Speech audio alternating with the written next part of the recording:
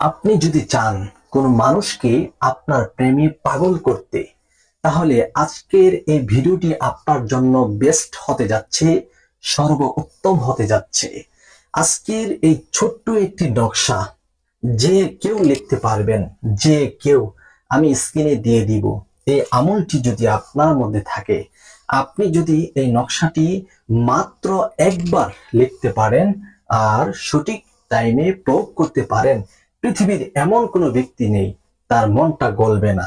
যত শক্ত মন হতে পারে, আপনার ভালোবাসায় পাগল হবে, আপনার প্রেমে পাগল হবে, তাকে দড়ি দিয়ে বেঁধেও রাখতে পারবে না। মাত্র 5 মিনিটের ভিতরে আপনার সাথে সাক্ষাৎ অথবা আপনার সাথে যোগাযোগ করবে। আপনি যদি চান আপনার স্ত্রীকে সব সময় আপনার পিছে পিছে ঘোরাতে, আপনার পিছে পিছে রাখতে, তাহলে এই আমলটি আপনি করুন। আপনার স্ত্রী পাগল হয়ে যাবে আপনার জন্য।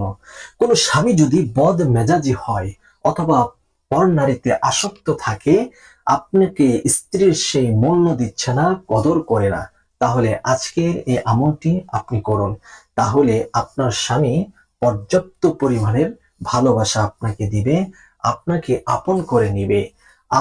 আপনার স্বামীর চোখে যদি অন্য পর নারী ভালো লেগে থাকে, তাহলে এই আমলটি করার সাথে সাথে সে ওই সমস্ত নারীদেরকে পরিত্যাগ করে দিবে, তাদের কথা শুনতে পারবে না, তাদেরকে আর ভালো লাগবে না।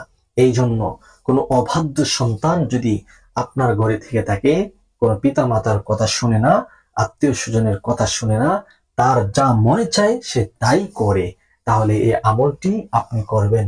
ছোট্ট একটি খাতা নেবেন, সাদা খাতা নেবেন এবং একটি কলম নেবেন। আমি ভিডিওতে, আমি স্ক্রিনে এই নকশাটি দিয়ে দিব। ঠিক এইভাবে যদি আমলটি করতে পারেন, ইনশাল্লাহ ইনশাল্লাহ ওই ব্যক্তি পৃথিবীর যেখানেই থাকে না কেন, সে আপনার জন্য পাগল দিবানা হয়ে যাবে। সম্মানিত দর্শক, আপনাদেরকে এখন আমি সেই নকশাটি দিচ্ছি, আপনারা স্ক্রিনের দিকে তাকান। প্রথমত এইভাবে একটি ঘর করবেন, আর এই ঘর করে ঘরের ডান পাশে দেখতে পাচ্ছেন আরবি হরফ লাম। এভাবে আপনি লাম লিখবেন প্রথম ঘরের ভিতরে ডান দিকে। এরপরে মাঝখানে নিজের নাম লিখবেন। এখানে আমি লিখেছি নিজের নাম, অর্থাৎ আপনি যে আমলটি করছেন আপনার নিজের নাম এই ঘরের মধ্যে আপনি বসাবেন, লিখবেন। এরপরে তৃতীয় নম্বর ঘরে আপনি লিখবেন মিম, দেখতে পাচ্ছেন এখানে মিম, এই মিম লিখবেন। এরপরে নিচের লাইনে ডান দিকে লিখবেন হব, হব হব মানে হলো ভালোবাসা, হব মানে মোহাব্বত, এটা লিখবেন হব, হব হব। তারপরে মাঝখানের ঘরটার মধ্যে লিখবেন নুন। এরপরে সর্বশেষে লিখবেন ভালোবাসার নাম, অর্থাৎ আপনি যাকে আপনার প্রেমে আসক্ত করতে চাচ্ছেন, আপনার ভালোবাসায় আপনি কাবু করতে চাচ্ছেন, ওই ব্যক্তির নামটি এই শেষ ঘরের ভিতরে আপনি বসিয়ে দিবেন।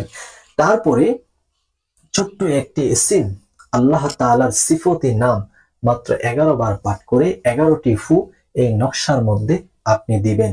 আর সেই নামটি হচ্ছে আল কাবীরু। আল কাবীরু একবার পাঠ করবেন, নকশাতে একটি ফু দিবেন, আবার পড়বেন আল কাবীরু, আল কাবীরু, আল কাবীরু, আল কাবীরু। এরকম ভাবে আপনি কি করবেন, 11 বার পরে 11টি ফু দিবেন। এবার আসুন শুরু থেকে আপনি নকশাটি কিভাবে লিখবেন এবং শেষ কিভাবে করবেন। খুব মনোযোগের সাথে আপনাকে আজকের কথাগুলো শুনতে হবে। আপনি যদি আমাদের এই প্রিয় দর্শক, এই নকশাটি লেখার জন্য সর্বপ্রথম আপনি পবিত্র হয়ে যাবেন, পবিত্রতা অর্জন করবেন, ভালোভাবে পাক সাফ হয়ে পবিত্রতা অর্জন করবেন। তারপরে আপনি 3 বার ইস্তিগফার আদায় করবেন, আস্তাগফিরুল্লাহ রাব্বি মিন কুল্লি যামবি ওয়া আতুবু ইলাইহি, আস্তাগফিরুল্লাহ রাব্বি মিন কুল্লি যামবি ওয়া আতুবু ইলাইহি, আস্তাগফিরুল্লাহ রাব্বি মিন কুল্লি যামবি ওয়া আতুবু ইলাইহি।